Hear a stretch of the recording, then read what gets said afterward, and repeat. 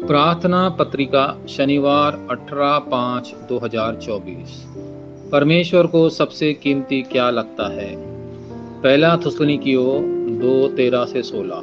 और हम भी परमेश्वर का धन्यवाद करते हैं क्योंकि जब तुम में परमेश्वर का वचन किया तो तुमने हमसे सुना, तो तुमने इसे मनुष्य का वचन नहीं बल्कि जैसा कि यह वास्तव में है परमेश्वर का वचन माना, जो तुम में काम कर रहा है, जो विश्वास करते हैं।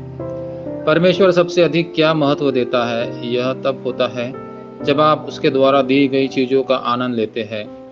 संपूर्ण बाइबल एक वादा है कि पवित्र त्रिएक आपके साथ रहेगी। परमेश्वर ने सिंहासन का आशीर्वाद देने का वादा किया। इस आशीर्वाद के बाद अतीत, वर्तमान और भविष्य बदल जाएगा। इसके अलावा 5 अधिकारी हवा के राज्य को धारण करने वाले हराने की शक्ति, CBDIP जो पहले से दिखाई देती है, और 3 आंगन दिखाई देंगे।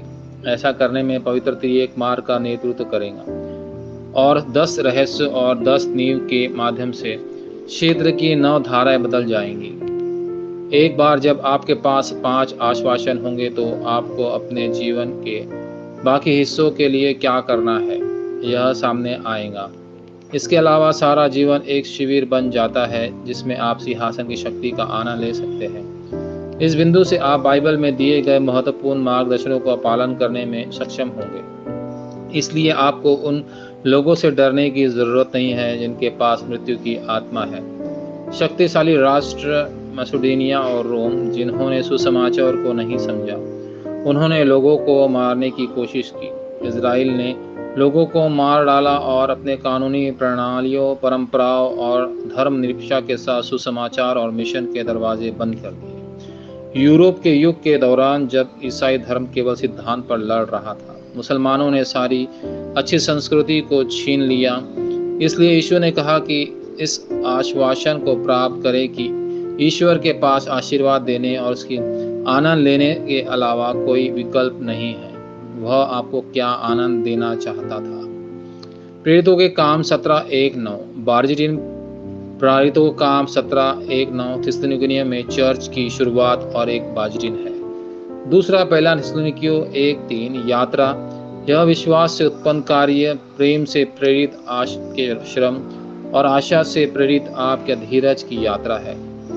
तीसरा पहला थिस्सलुनीकियों 1:5 मार्गदर्शक, यहाँ वह जगह है जहाँ ईश्वर की शक्ति, पवित्र आत्मा के कार्य और आपका मार्गदर्शन मौजूद है।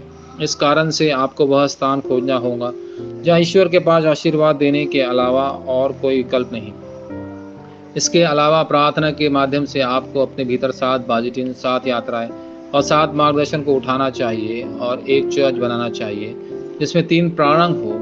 यह एक ऐसा चर्च होना चाहिए जो बहुजातीय लोगों को आराम का आनंद लेने का सुसमाचार और समझने में मदद करे।